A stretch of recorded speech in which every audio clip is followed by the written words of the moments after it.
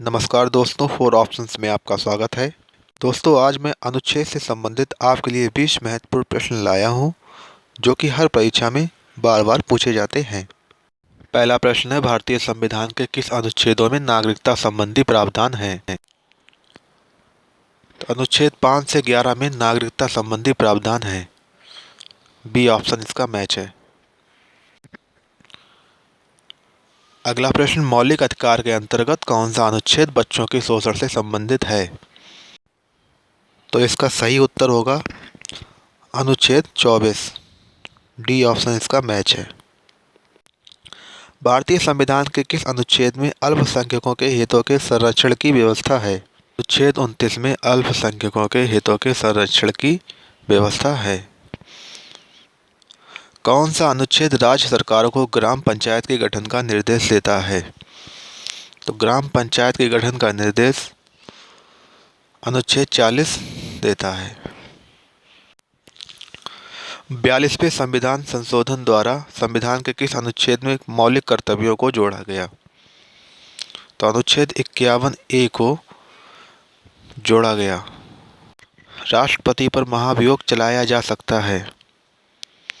तो दोस्तों, राष्ट्रपति पर महाभियोग अनुच्छेद 61 के द्वारा चलाया जाता है। मोस्ट इम्पॉर्टेंट प्रश्न है दोस्तों। संविधान के किस अनुच्छेद में धन विधेयक की परिभाषा दी गई है? तो धन विधेयक की परिभाषा संविधान के अनुच्छेद 110 में दी गई है। भारतीय संविधान के किस अनुच्छेद के अंतर्गत वित्त आयोग के गठन का प्रावधान है? तो अनुच्छेद 280 में वित्त आयोग के गठन का प्रावधान है।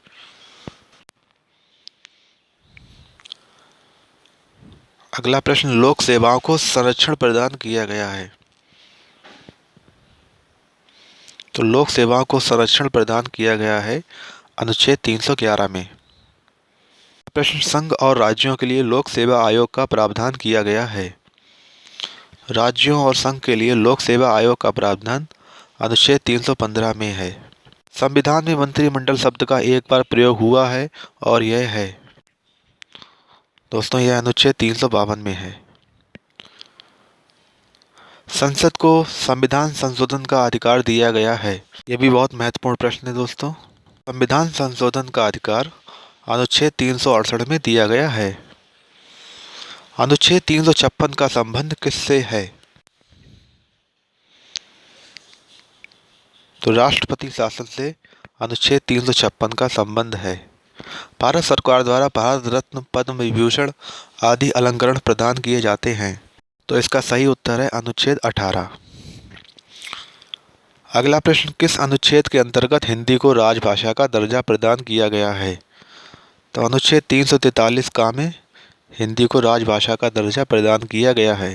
संपत्ति का अधिकार संवैधानिक अधिकार है, यह बताया गया है। तो अनुच्छेद 300 का में बताया गया है कि संपत्ति का अधिकार संवैधानिक अधिकार है। अगला प्रश्न, संविधान के किस अनुच्छेद के अंतर्गत केंद्र सरकार राज्य सरकारों को निर्देश दे सकती है?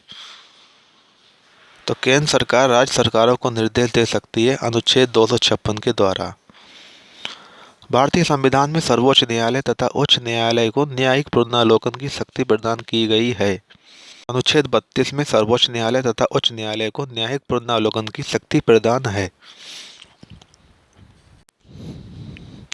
अगला प्रश्न, राष्ट्रपति सर्वोच्च न्यायालय से संविधान के किस अनुच्छेद के अंतर्गत परामर्श ले सकता है? तो राष्ट्रपति परामर्श लेता है अनुच्छेद 143 के द्वारा। अगला प्रश्न है, संविधान के किस अनुच्छेद के अंतर्गत राष्ट्रपति अध्यादेश जारी करता है? तो दोस्तों, इस प्रश्न का उत्तर आपको स्वयं देना है। कमेंट सेक्शन में जाकर के कमेंट कीजिए और उत्तर दीजिए। उम्मीद करता हूँ आपको जानकारी अच्छी लगी होगी। धन्यवाद।